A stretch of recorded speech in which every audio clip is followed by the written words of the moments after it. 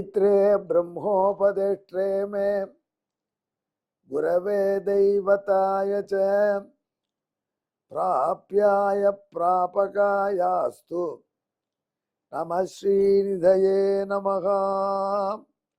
नमो वेंकटेशाय।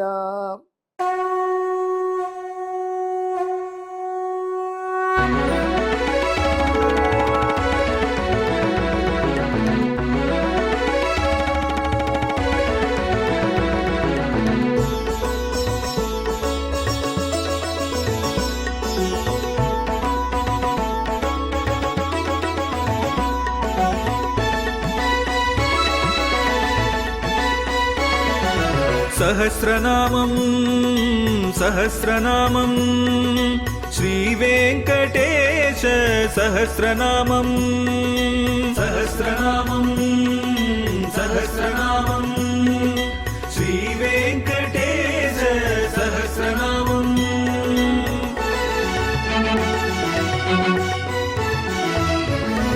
உலகில் கலிவினை தோஷம் அகற்றும் நாமம் சஹஸ்ரநாமம். உயர்வுகளை வாழ்வில் அளிக்கும் நாமம் சஹஸ்ரநாமம். திருமலையில் தினம் அர்ச்சனை நடைபெறும் நாமம் சஹஸ்ரநாமம். திருவேங்கடனின் தரிசனம் காட்டும் நாமம் சஹஸ்ரநாமம். சகஸ்ரநாமம் சகஸ்ரநாமம் श्रीवेङ्कटेश सहस्रनामं सहस्रनामं सहस्रनामं श्रीवेङ्कटेश सहस्रनामं। ஒரு நண்பரை பார்க்க போயிருந்தேன் அவர் வீட்டுக்கு.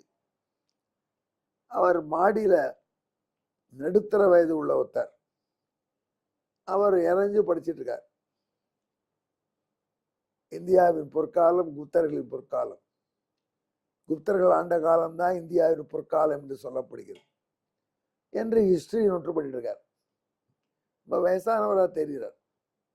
நம்ம நண்பரை கேட்டேன், என்னங்க இவ்வளோ வயசானவர், அவர் போய் இப்படி ஹிஸ்டரி பாடம் நோட்டு பண்ணிட்டு இருக்காரு, குப்த சாம்ராஜ்யம் இந்தியாவின் பொற்காலம்னு அப்படின்னு. அவர் சிரிச்சார். சிரிச்ச சொன்னார், அவர் யார் தெரியுமா? இந்த வீட்டுக்காரருடைய பிள்ளை. யாரைஞ்சு நான் சொல்லப்படாது, மெல்லாம் சொல்கிறேன் கேட்டுக்க. இப்போ 18வது தரையா அவர் எழுதுறார். எது மெட்ரிகுலேஷன். 17 வருஷம் அவுட். 17 அட்டம்ப்ட் ஃபெயில் ஆயிட்டார். இந்த வருஷம் 18வது அட்டம்ப்ட் எழுதுறார்.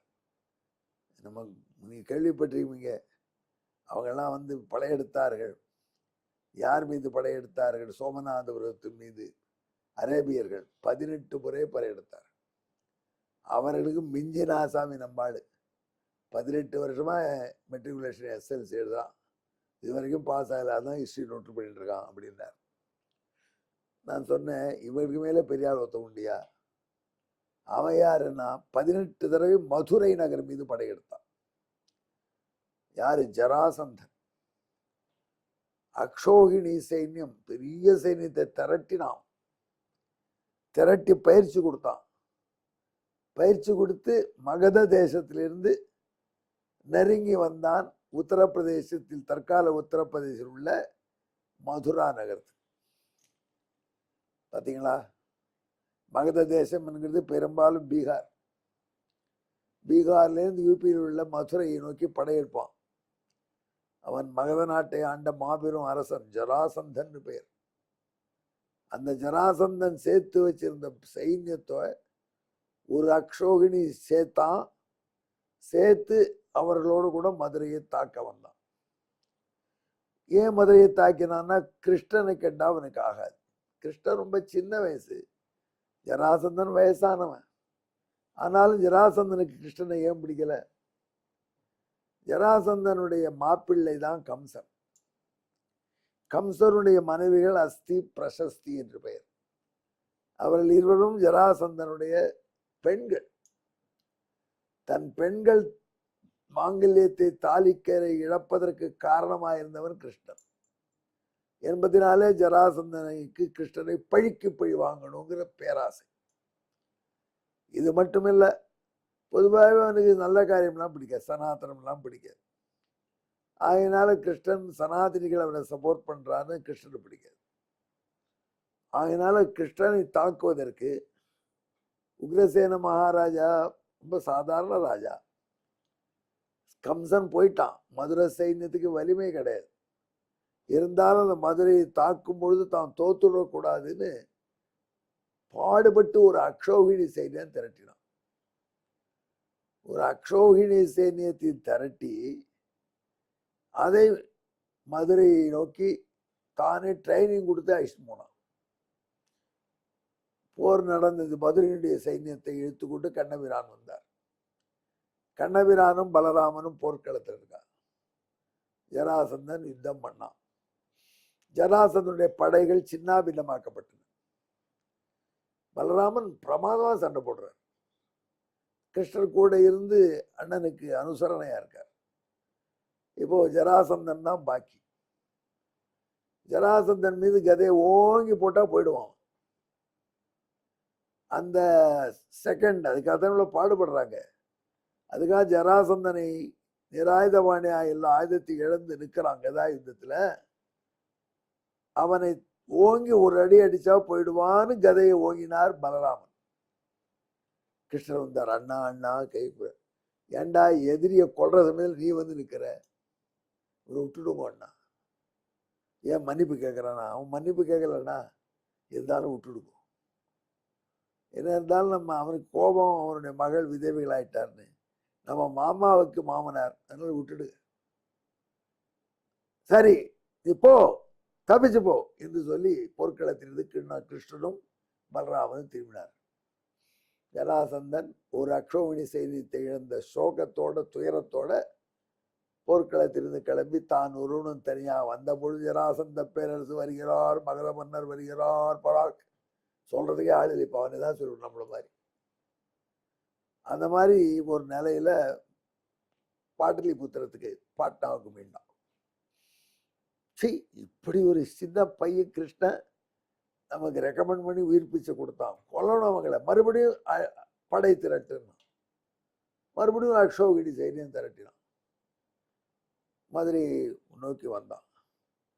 கிருஷ்ணானார் பலராமன். அன்னைக்கே அவன் அழிச்சிருப்பேனா இல்லையா? அங்கே இருந்து கூட வந்து கையை கோப்பி பெரிய மாமா அவனுடைய மாமனாராம். மாமன் நம்மளை காப்பாற்றின அழகு தெரியல, நம்மளையே கொல்ல பார்த்த மாமன். அவனுக்கு பெண் கொடுத்த மாமனார் அவனை விட்டுடுன்னுட்ட. இப்ப பாரு, மறுபடியும் ஒரு அக்ஷோகிணி சைன்யத்தோட மதுரையை நோக்கி வந்திருக்கான். வந்துட்டு இருக்கான். ஒற்றர்கள் சொல்றான் பலராமன் பார்த்து, அண்ணா நான் தான் தடுத்தேன் உண்மை. ஏன்னா நம்ம கடமை என்ன? பூபாரம் குறைக்கணும். பூமியில் ரொம்ப ரவுடிகள்லாம் இருக்கார். அவர்களெல்லாம் ஒன்னா திரண்டு வந்து தாக்கினா அவளை அழிச்சுடலாம். ஆனா அந்த ரவுடிகளை நாம தேடிண்டு போறது எவ்வளவு நாள் ஆகும் பாரு. இவனே ஜராசந்தனே அழிச்சிட்டு வரான். ஜராசந்தன் அன்னைக்கு விட்டதுனாலதான் அடுத்த ஒரு லட்சம் ரவுடி வருது. இதை கொண்டோம்னா ரவுடி பாப்புலேஷன் குறையும். நம்ம காரியம் சருவாருது. அதனால இவன் அதுக்கே பயன்படுத்தும். இப்பொழுதும் கடைசியில் உயிர் பிச்சை கொடுத்தாச்சு. இப்படி 18 முறை ஜராசந்தன் மதுரை மீது படையெடுத்தான். 18 முறையும் அவனை மட்டும் மிச்சம் வச்சு சைன்யத்தை உருட்டான். ஊரெல்லாம் என்ன பேச்சுன்னா, கிருஷ்ணனுக்கு ஜராசந்தனுடைய படை தான் அவனுக்கு பிடிக்காது, ஜராசந்தனம் பிடிக்கும். அவனை விட்டுடுறானே. நாரதர் பார்க்கிறார், இது ஒரு நான் தான் கழகத்துல கெட்டிக்காரன், நம்மளோட கிருஷ்ணன் பெரிய ஆளா இருக்கான். இப்படி இருந்த இடத்திலேயே 18 அக்ஷோகிணியை சமாளிச்சு. சில சமயம் லைஃப்ல இந்த சாத்துரியம் எப்படி வரும்னா, கிருஷ்ணன் நடந்துறதுனால. எங்க ஆபீஸ்ல நான் டெப்யூட்டி டைரக்டராக இருந்த கதை ஒன்று, அது சொல்லலாமா? சொல்லுவோம் உங்களுக்கு. டெப்யூட்டி டைரக்டராக வாழ்க்கை என்பது ஆன்சிலரி டிவிஷன் ஒரு டிவிஷன், அதை இன்சார்ஜாக நான் போட்டாங்க. அதாவது உப தொழில்கள், பெரிய தொழில்களுக்கு சப்ளை பண்ணுறவங்கள ஆன்சிலரி இண்டஸ்ட்ரின்னு சொல்கிறோம். அவங்களுக்கு ஒரு தனி டிஎன்எஸ்எக்ஸ் தமிழ்நாடு ஆன்சிலரி இண்டஸ்ட்ரி சென்டர்னு, அவர்களுக்கு தேவை என்ன, எந்த பெரிய தொழிலோட கனெக்ட் பண்ணணும், அங்கே அந்த மார்க்கெட்டுக்கு போங்கன்னு நாங்கள் உதவி சொல்லணும். அதுக்கு அவங்க அட்ரஸ் வேணும், அவங்கள சந்திக்கணும். நம்ம மக்கள் அட்ரஸ் கொடுப்பாங்க, அப்புறம் மறந்து போயிடுவாங்க.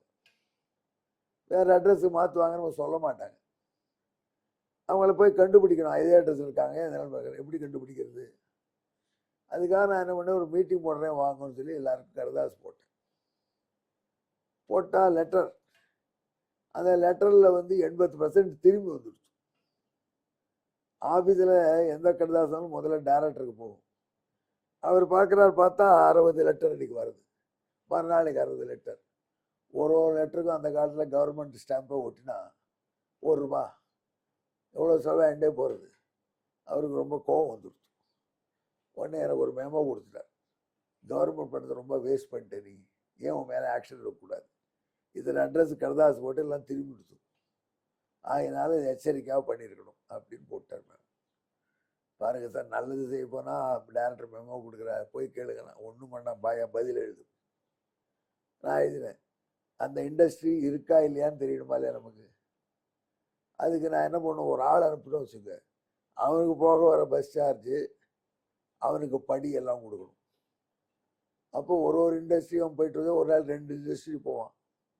அதனால் அவனுக்கு படியும் பஸ் சார்ஜ் கொடுத்தா அதுவே ₹50 ஆகிடும். இப்போ நான் அதை ₹1 பிடிச்சிருக்கேன். இதுக்கு எனக்கு பரிசு கொடுக்கணுமா இல்லை மெமோ கொடுக்கணுமா நீங்களே பாருங்கள்.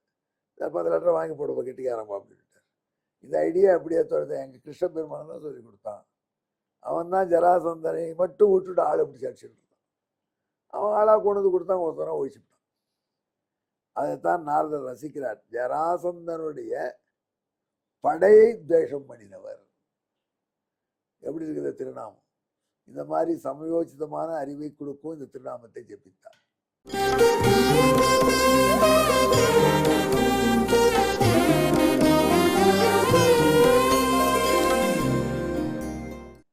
இந்த திருநாமத்துக்கு உள்ள ஸ்லோகத்தை கேளுங்க.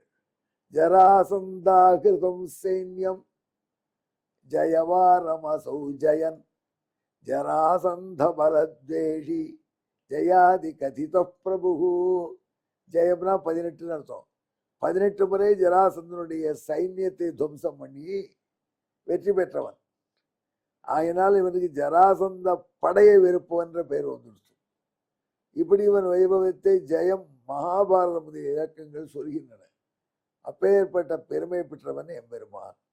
அவன்தான் ஜராசந்த பரத்வேஷி. எங்கேயுடன் கலந்து ஜெபியுங்கள். திருவேங்கடமுடைய திருநாமத்தை திருமேனியை தியானம் பண்ணிக் கொள்ளுங்கள்.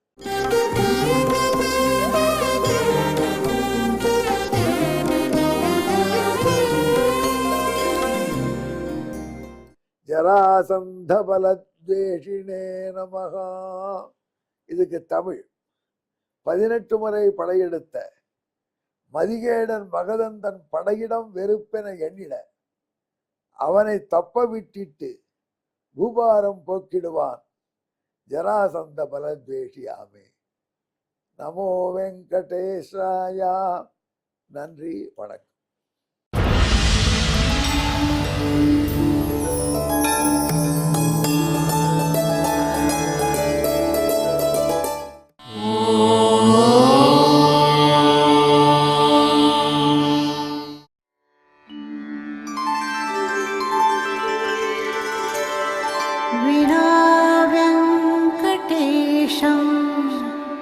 ननाथो ननाथः सदा वेङ्कटेशं स्मरामि स्मरामि.